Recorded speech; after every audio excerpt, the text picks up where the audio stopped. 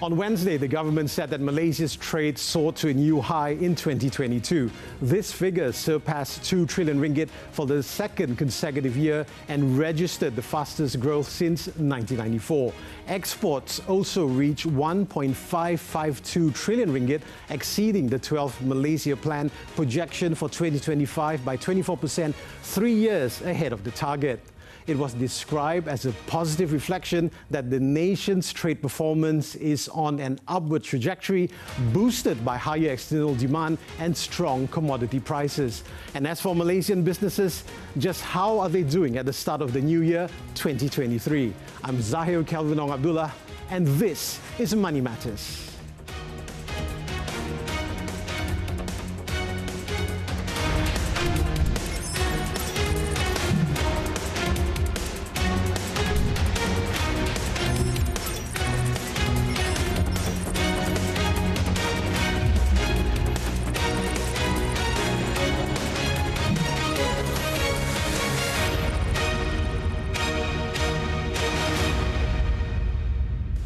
Welcome to the 2023 season. Money Matters debut today, and we hope that you're having a good start to the year. We kick off this year's episode with our guest in the studio, Datuk Abdul Malik Abdullah, Chairman of the Federation of Malaysian Business Associations, FMBA. Welcome to the program. Thank you. Thank you. It's a pleasure to be here. Thank you. Our pleasure. Now, in FMBA's 2023 New Year message, it said new opportunities, clean and fresh start, let's kick in. So what type of new opportunities are we looking here for 2023? Right. Everyone started the year with a lot of excitement, and FMBA also saw the new government coming in, and we saw for the first time we're having a unity government. And to be honest, although it has been a short period, we welcome a lot of changes which are taking place at the government level. And we see much better response we are getting from the government in terms of courtesy visits, in terms of response from the government, in terms of a few of the new projects and new things which our Prime Minister is embarking on. We are very excited and welcome the changes which are going to take place. We are all looking forward for a more transparent government. The Prime Minister has been speaking continuously about cost of living, talking about change, talking about helping the rakyat, talking about getting rid of corruption. And this has always been the FMBA's fight for the country. Right. Now, it's interesting that you said with the new government in place. So are you confident that better initiatives will be formulated to help businesses? What we can see that we have an opportunity to meet up with the Human Resource Minister, and although they were very short term, only just got into office, but they obliged by giving us a slot to see them, and we brought about 12 to 15 industry captains to meet them, and we had a chance to meet up with the KPDN Minister, Domestic Trade, and now you can see the emphasis. Even the Ministry of Domestic Trade is now called as Kementerian Perdagangan Dalam Negeri dan Kos Sara Hidup. So you can see the emphasis given on Kos Sara Hidup. And then again, the government is talking about food security. We know food security is a big issue. Food is going to be a big issue for the years to come. And government is looking at it very positively, especially with the MAFI, which used to be the Ministry of Agriculture and Food industry, but at the moment you see there's also keterjaminan makanan. So there's emphasis being given to makanan. I think that we can see a light at the end of the tunnel, and we see a lot of efforts are being put by the government, especially in such a short period. Our Prime Minister visited Indonesia, and that has opened and rekindled the friendship with Indonesia. We just got back from Jakarta yesterday ourselves, and we can see the response we got from our meetings we had in Indonesia. Even Indonesian people are excited. And the new concept by the Mandat, Yang Amat Berhormat Perdana Menteri kita, which was announced today, seems to be very exciting, very different, completely outside the box. The Madani concept, which is something new, which focuses on different culture and different people all living together. And I think over the last many decades, this has been something which is really unhealthy for our country. Politics using race and religion, this is something we should all stay away from. And I can see the government's effort in bringing people together, and we are happy to be part of it, and we are happy to assist the government any way we can. Right. So are you saying that there's been better engagement with FMBA with regards to the engagement with the government? Yes. Yes, we have met a few ministries. They've been more obliging, and they're listening to us. Previously, we had a lot of issues, not all ministries, but we had issues contacting some of the ministries. Even getting response was difficult, getting appointments was difficult. There was certain ministries we couldn't get appointments up to a year, even up to a year. We can't get appointments to see the minister. But now we can see that they are more people-friendly, and they're giving more time to the associations, and we are happy with that. Being said that FMBA represents 200 over associations in Malaysia, and this is all walks of life, all races. There's no such thing. You know, you're Chinese or you're Malay, you're Indian, and it covers Sabah, Sarawak, it covers everybody, whether you're big, whether you're small, whether you're in retail, whether you're in F&B, you're in spa, you're in the car business. And it's got Dewan Perniagaan Melayu, it's got Mikey, it's got a spread of all other associations. And our target actually is to become the voice of the industry, so that we can speak to the government, because many a times policies are implemented without consulting the industry. And that causes a stir and a lot of problems and issues for businesses in Malaysia, because people making policies do not actually understand the business. That is a gap which we have to bridge, and hopefully the government will look at this very seriously. Right. So in your opinion, are they looking at you very favorably where this is concerned? Because now you're trying to engage them a lot, right? Right. I think the response we're getting is quite good.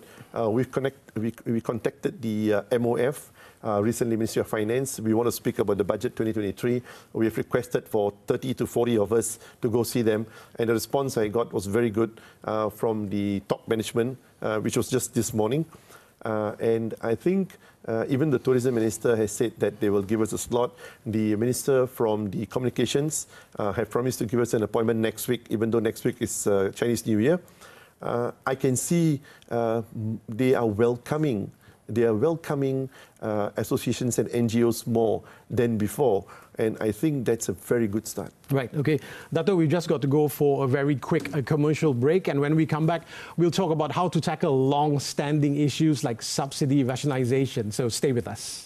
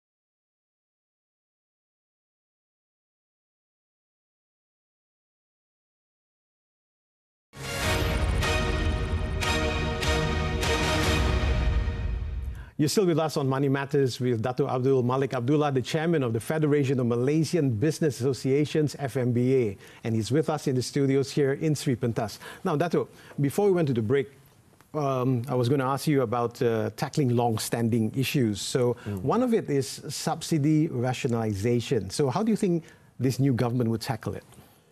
Right. We can see that the subsidy has been a long-standing issue. And I mean, of course, in a case of subsidy, one size shouldn't fit all. Maybe in the olden days, we didn't have the formula or we didn't have the know-how, how we're going to segregate those people who really didn't need subsidy. Because when you give subsidy for fuel, even the rich people get the subsidy, and some people who don't need the subsidy gets the subsidy. And now with the government's motive and intention to focus on the B40, on the lower income group, I think that's an excellent idea, and we can always use our MyCard. Since we have MyCard, or I don't know whether we could use the MySejahtera, since we have a record of all the poor people in the country and the asnaf people in the country, I think subsidies should be targeted. It's time that we start doing that, so that it's people who need help are helped, and then we just don't help for the sake of helping. But this is not something that can happen overnight. It will take time for change to basically segregate the people, right? Correct, exactly. I mean, people are starting to question prices of raw materials are going up, and people are getting upset. And we have issues with egg, we have issues with chicken, we even have issues with condensed milk. Condensed milk, for example, has gone up 3 times in 1 year. Right. Yeah. Now, can we move on to the Labour Recapituration Program, or RTK 2.0, to now include domestic helpers? How do you think this helps businesses? Right. First of all, we'd like to thank the government. What the government has come up with is fantastic, whereby they have reintroduced recalibration. I think that's a brilliant move, because recalibration is, instead, if you have 1 or 2 million people in the country who don't have papers, instead of bringing another 1 million people into the country, and now we can see that at least these people who are already here in Malaysia, we can ensure that we legalize them, we document them, we can monitor them, we can know the numbers, and they get a job. So sometimes people don't get jobs, they might start doing crimes and all that, and that have other social issues, you know. And of course, this is the fastest way, instead of waiting to get the calling visa done and bringing people in. So that would have been really troublesome. And the government's promise of approving within 3 days is something unimaginable. We never thought it will ever happen. We're all very excited about it. The industry has suffered so many years because of this COVID and because of freeze on foreign workers coming in. We have lost millions, if not billions, in the country. So I think by allowing this, one, it will help the economy very, very quickly to pick up again, one. And secondly, I would also like to suggest to the government that those people who are now in the camp, those illegal people, foreign workers who are overstayed and who have been arrested and sitting in the camp, and keeping them daily costs us a lot of money to feed them, to bathe them, to give them whatever they need. If we can work out a scheme with the government whereby we tell the government, every 1 worker in the lockup, which we send home, you give us 1 approval. We pay for the airfare to send them home. And when they fly back, you give us 1 approval. So we can make a deal. In that way, the government will earn a lot of money. Just like now what the government is doing, by legalizing them, we will pay compounds, we will pay levy, so which is also money in the coffers for the government, which is good. Right. So again, while this is good in terms of helping those migrant workers, let's put it that way, but do you think that this will affect job opportunities for the locals? Basically, I think that a majority of the workers who are here, they are on 2 concepts. One which is the general worker, the other one is the professional worker. Okay, the professional one comes under the expatriate visa. Those under the expatriate visa, there are jobs which cannot be done by Malaysians, and that's expertise, transfer of technology, which we need. If you look at the foreign workers which are here, they are involved in jobs mainly, I would say majority concentrating on the 4D jobs. That's the dirty jobs, the difficult jobs, the demeaning jobs, and those are the jobs which Malaysians don't want to do anyway. So I think that gap needs to be filled up. And I think it's very good that the maid has also opened up, because maid has become an issue. You couldn't get maids coming in. And we had to, parents having problems sending them to old folks home, or the wife has to resign the job, and then loss of income. It was messing up the whole system. And we had maids all our lives, and suddenly maids are blocked. Right? By this system, we can get maids who are already in the country. I think that's an excellent move. Right. Kudos to the Human Resource and the KDN Minister. Right. So looking at the amendments to the Employment Act, of course, FMBA has gone on record to say that they wanted the government to delay the implementation. Why is that? Well, on the viewpoint of FMBA, we feel that we have just trying to come out of COVID, and we have suffered a lot of losses during COVID. Then Malaysia had issues with the flood. Then we had issues with inflation. There are a lot of very challenging factors which is affecting the business community. So we felt that when we are just trying to recover, and to top it all, there were 3 increases in the OPR in a year. So the man on the street cannot afford.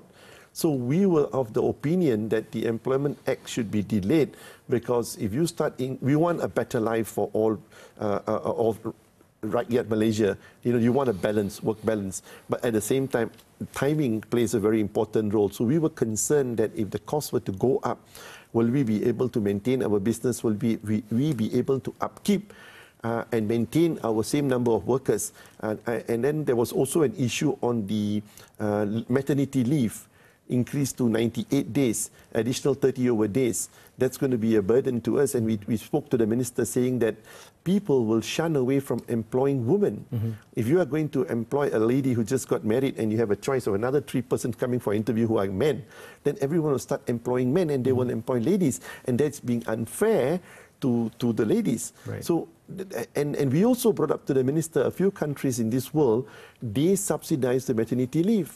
You know, countries like Singapore, countries like Germany, countries like UK. So we are proposing to the government the additional 38 days should be paid from the PERCESO or from the EIS, or the government should step in and help. So the government subsidizes. Subsidizes. Yeah. If you put the load completely on us, what's the businessman going to do? Right. He's going to increase the price.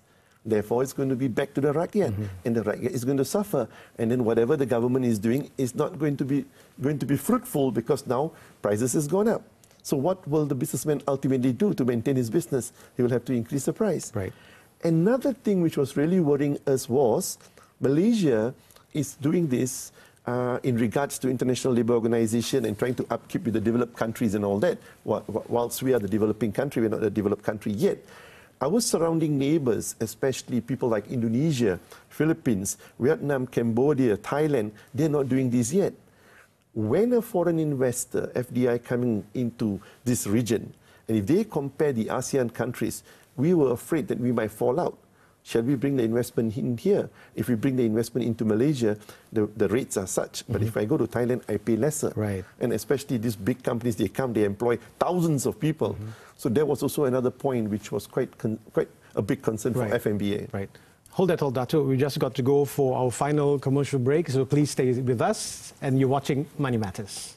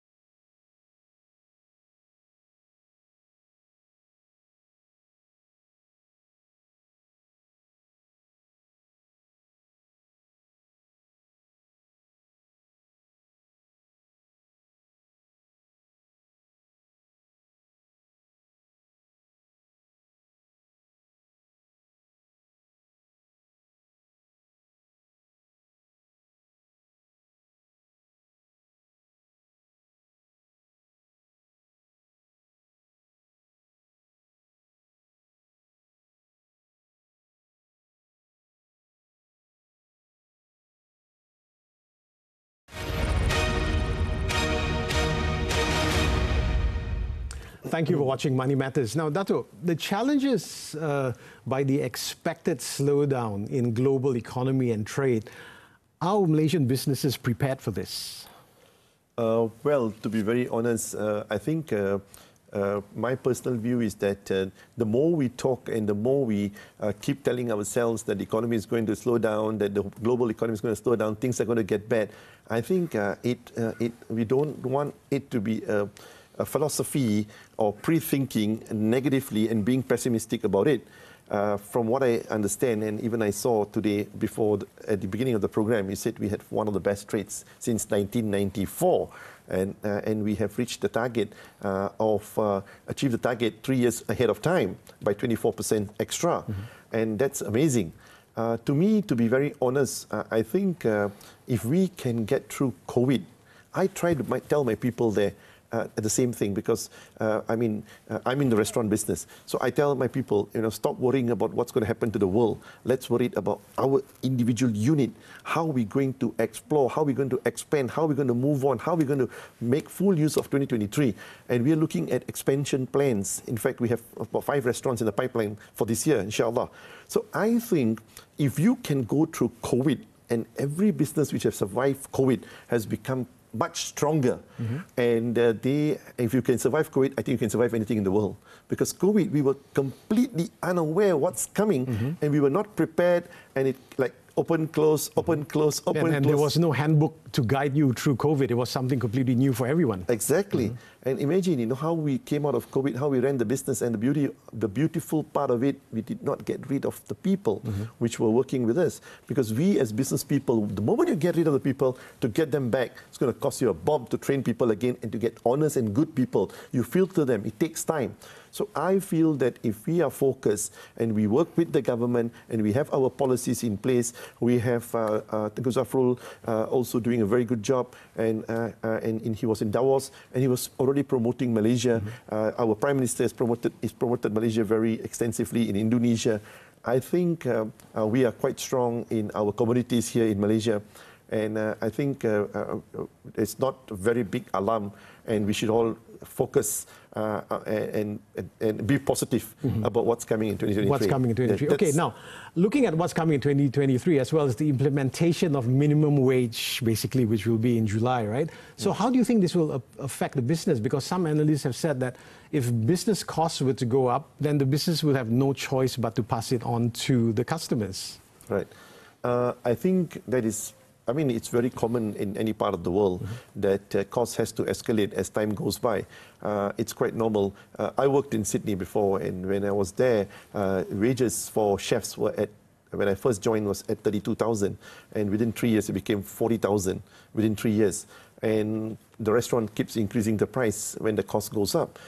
I think to develop, that's part and parcel of life. Most companies are already paying 1,500 ringgit as a minimum wage, 1,500 ringgit.